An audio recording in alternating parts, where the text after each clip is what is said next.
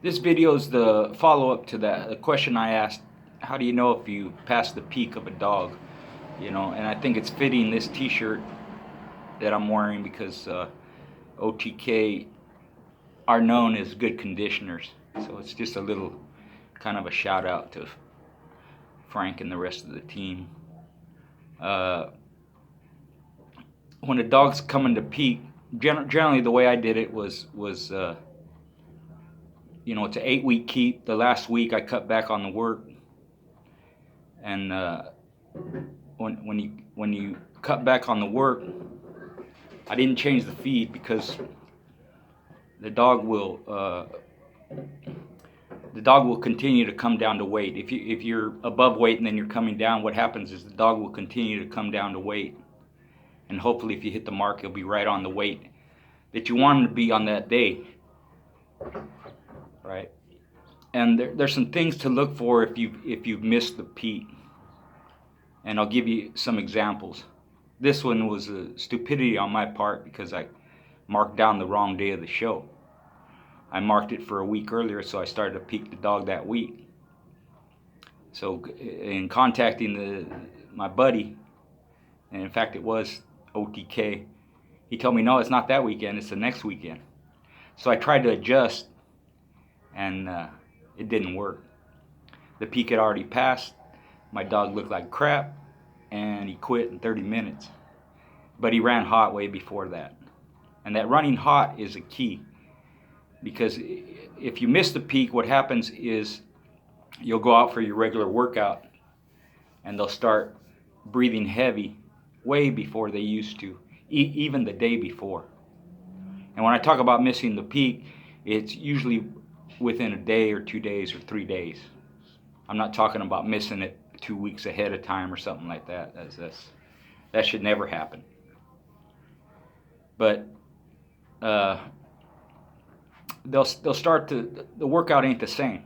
They'll do the work, but it looks like they're running hot, and some people will mistake it for them being tired. You overworked them. That's not the case. It's two different things. Overworking and missing the peak are two different things.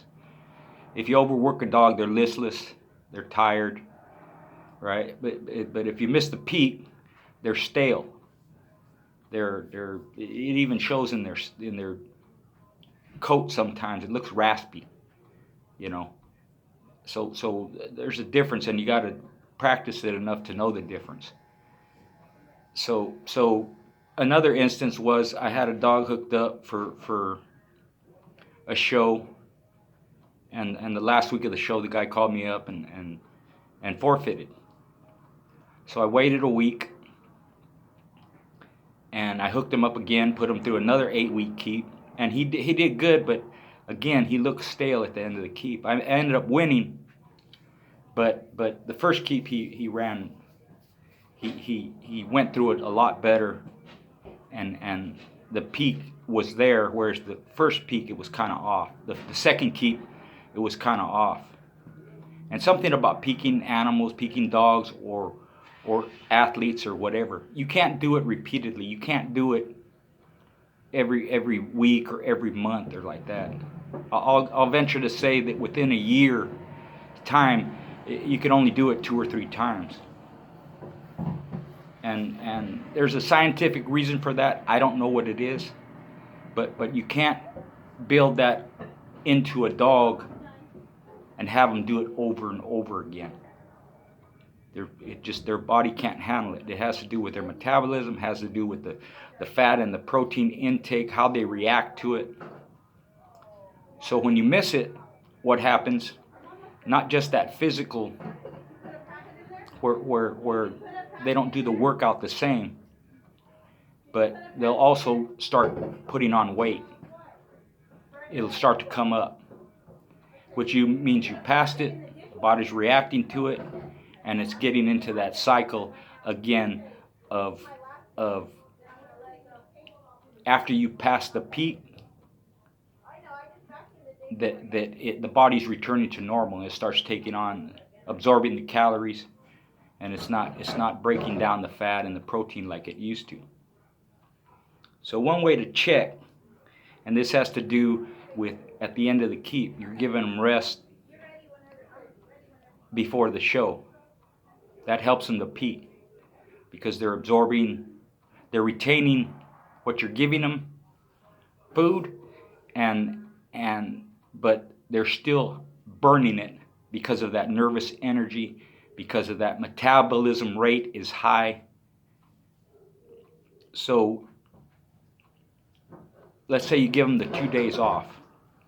If their weight starts to come down, but if it continues to come down in weight, or they hold that weight for them 2 days, then you're good. If it doesn't, when you back them off and you rest them those 2 days and the weight starts coming up, you passed it. Now, the other question is, what do you do about it? In simple terms, if you miss that peak, there's nothing you can do about it. There's no rest, there's no adjusting the feed, there's no exercise, there's no nothing. The dog is done. And the question is, what do you do? The best thing to do is, back then was to just forfeit. I never did it. And the couple of times that I missed it, I went through. I lost one, a couple of more I won, but they don't look the same. You could say I got lucky or whatever. You could say I had the better dog that day. Maybe they were off too, I don't know, but there's nothing you can do about it. You can't change it if you miss the peak. If you're a little early, that's okay too, because hopefully the dog will make up for it. And he's still coming down to peak. So if you miss it by a day, not too bad. 2 days, it starts getting funny. 3 days, a little bit more.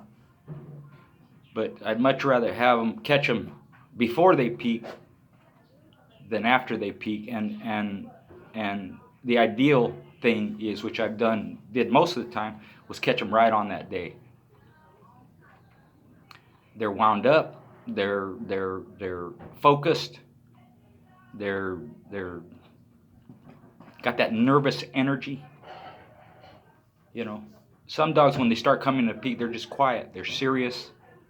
They're quiet. And then on the day of, they let it all loose. Other ones start to get restless and uneasy, but they're sharp and they're focused. You can see it in their step. You can see it in their mannerisms. You can see it in their eye. They know, whether it's consciously, which sometimes it is, or subconsciously, which if it's their first time, that's generally what it is. They know it, and their body is behaving a certain way, which makes their mind behave a certain way, and the physical and the mental are in conjunction with each other. Right? That physical workout, it translates to their brain and tells their body they're getting ready for something, and then they just can't wait to cut loose. So if you've missed the peak, like I said, there's virtually nothing you can do about it. So let's say you missed it and you don't go through with it. What do you do then? Leave them alone. Don't touch them for at least 2 months.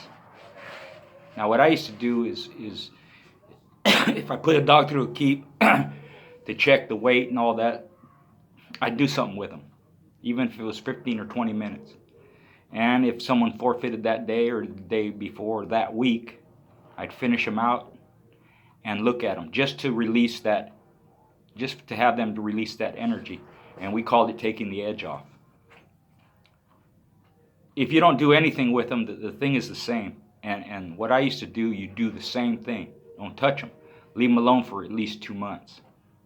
Don't get them back. And this can relate to today's times. If you're into the modern day sports, the legal sports, it's the same thing. Another thing we look at is like in boxing. In the past, fighters they fight 2 or 3 times a month, or you have champions that have non-title fights. They're called in between their championship defenses. They're still fighting. Okay. Those in-between fights, those in-between title fight, non-title fights, or if a fighter who's real active, they're not peaking for every fight. They're not at their weight.